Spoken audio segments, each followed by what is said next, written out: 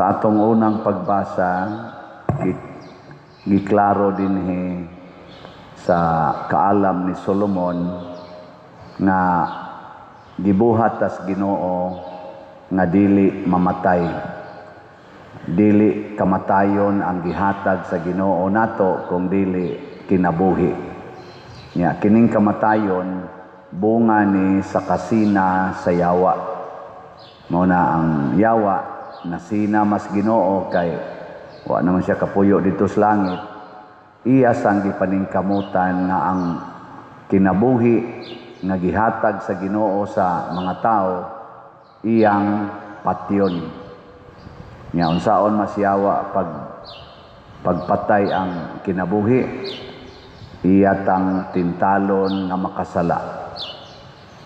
Ngilingay mong tupad ina wa pa ka mamatay. Mustay mong kinabuhi wa mamatay. Oy, makasa ganita ang atong kinabuhi muhinay-hinay na nagkamatay. Ang sala gyud mo patay sa kinabuhi. Nya mo grabe na gid atong sala nang gitawag natong mortal sin. Mao na ginay sala nga mudagyo sa impierno. Okay lang nang binyal, madara nagsakripisyohan, magampo. Nya mo kumpisa labing menos kausas usa ka tuig. Basta binyal sins. Pero mortal sins na gani dagko ng sala. Bisan pag unsaon nimo sakripisyo basta dili ka mangumpisal, maimpierno na gid ta. Mao ni ang gitudlo sa atong simbahan. Mao ni ang gipanghingusgan sa mga santos sama ni San Martin Obispo o San Martin sa Tours nga sige gid siya sulti nga magbag-o renewal. Diri sa atong unang pagbasa niingon sa diri pagsulti nga kadtong mga makasasala mauray mamatay, ang mga matarong dili mamatay.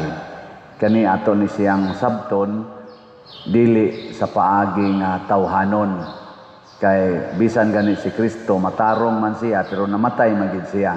Si Mama Mary buutan sa kayto namatay man gyapon. Ang gipasabot ani nga kamatayon kana bang dili maimpierno. Kaya ang impierno magyud maoy final death. Matud pa sa Book of Revelation, second death ang impierno. Nya unsaon man aron dili ta maimpierno sa atong tubag sa Salmo gibutang dinhi nato ang atong tubag og daygon ko ang Ginoo sa tanang panahon. Musugod na gitag daig sa binuhat sa Ginoo, mamiligro na taana.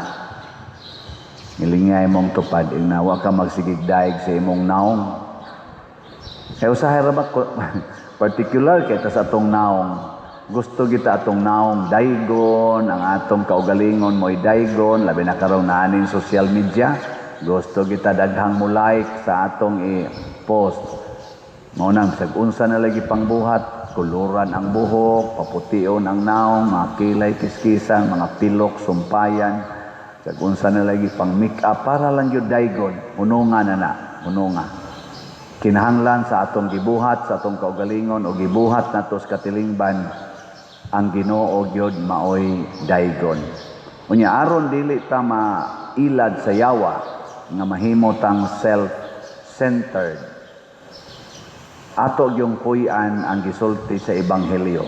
Ug unsa may gisulti sa ebanghelyo, mahimo gid tang mga sulugoon.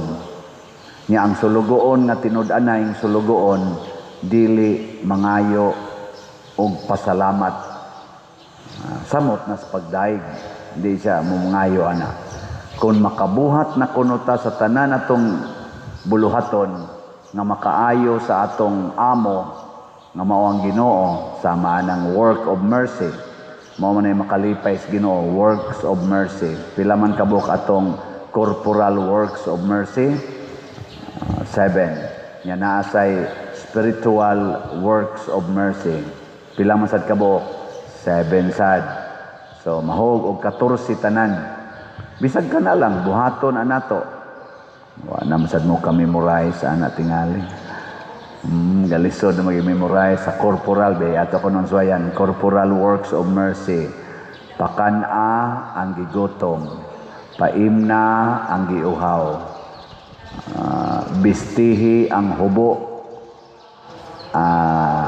pasudlas inyong balay ang way balay, nya atimana ang masakiton, duawa ang binilanggo, ilubong ang mga minatay. Ilubong, wa mo ingong i-cremate ang namatay. Ilubong. Kita rabang karon ato rabang i-cremate dayon. Muna, corporal works of mercy na siya.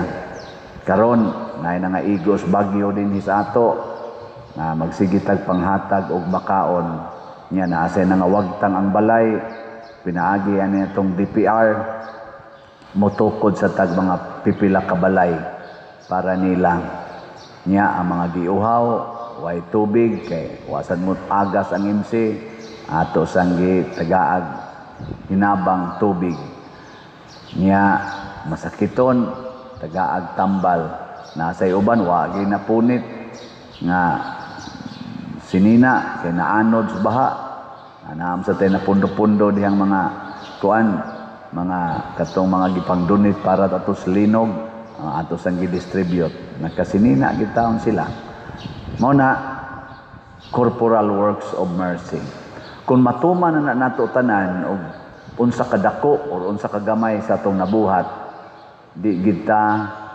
magpaabot or mangandoy nga daygon ta or pasalamatan kamong mga asawa sa sige ninyong atiman sa inyong bana mahumanan ninyong atiman ang tanan niyang mga kinahanglan ayaw gyud pangayog pasalamat bahala na ng imong bana o magsige naghisgot sa silingan adto na noon magsigig daig ikaw Hinoong nagkasingot nagmaayo wa gyud ka dayga nya adto pa gyud mo daig sa silingan purti na nimong buhat og pasiksi nimo diha pero ang daygon gyapon indutag sampot ning atong silingan ikaw di gyud ka di gyud ka hisgutan ayaw na lang ana bahala lang na ako sad sige sa kong baligyag slot din wasan mo ipalit-palit sige lang kong baligya o mahurot na baligya tanan dili jud ko magpaabot nga daygon nya kamo sang namalit og slot ay san mo pangayo og pagdaig or pasalamat sige lang yung palit og slot nya unsa may ato isulti inig human kuno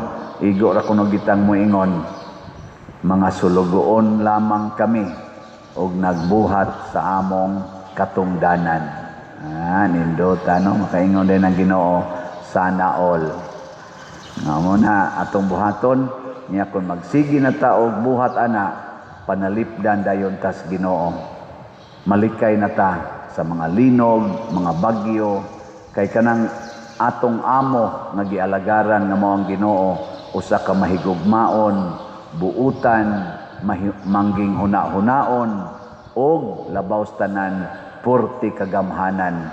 Mao nang og siya nay manalipod nato kay mga buutan tang sulugoon dili sad taniya dana imidjoker ba kanang midya-midya nga tabang the best gyud nga tabang una ato nang hinumduman kanunay aron kining atong nasod makabangon unta ni karong pagkalukapa aning daghan kayong mga trahedya sa bagyo, sa linog, sa korupsyon ug uban pa manindog na ta mga igsuon magampo kita ngadto sa atong langitnong Amahan nga naghatag kanato sa tanang maayong mga butang. Malaumon kitang muingon, Amahan, panalangini kami. Amahan, panalangini kami. Nga ang Santo Papa si Papa Leo XIV, ang mga kaobispuhan ug ang mga kaparian, magmatinud-anong mga lagad, diha sa matuuhong panimalay, uban ang kakugi ug ang pag-unong, magampo kita sa Ginoo. Amahan, panalangini kami. nga ang mga nangulo sa katilingban mamahimong matuod nga mga alagad pinaagi sa ilang makugihong paghago sa pagdalag kayuhan alang sa tanan inay unahon nila pagpangita ang ilang hinakog nga mga interes magampo kita sa Ginoo. Amahan, panalangini kami. Nga mutubo kita diha sa atong paghago alang sa hustisya ug gugma pinaagi sa atong maunungong pag-alagad sa tanang adlaw sa atong kinabuhi magampo kita sa Ginoo. Amahan, panalangini kami. Nga sila nga nangalagad sa mga masakiton musaksi kang Hesus nga mao ang alagad sa tanan magampo kita sa Ginoo. Amahan, panalangini kami. Nga siya lang dong tsupilo kamumot, isipon unta sa Ginoo nga takos nga mabayaw, ngadto sa altar sa mga santos, magampo kita sa Ginoo. Amahan, panalangini kami. Nga ang mga proyekto dinhi sa atong simbahan, pinaagi sa pangama ug pagiya nila ni Santiago Apostol ug San Vicente Ferrer, magmalampuson ug mahuman unta sumala sa ato mga giplano ug gipangandoy magampo kita sa Ginoo. Amahan, panalangini kami. Nga ang tanang mga benefactors ug donors sa atong simbahan nga mihatag og financial ug lain-laing hinabang ug alang sa mga nagtrabaho dinhi sa atong mga proyekto nga hatagan unta sila sa Ginoo ug daghan pang mga grasya sa ilang kinabuhi. Malikay sila sa mga kadautan ug mulampos unta ang tanan nilang mga paningkamot magampo kita sa Ginoo. Amahan, panalangini kami. Nga ang atong Dios nung magtutudlo muganti sa mga matuuhong mihalina tungod sa ilang mahigugmaong pag-alagad samtang dinhi pa sila sa kalibutan magampo kita sa Ginoo. Amahan, panalangini kami.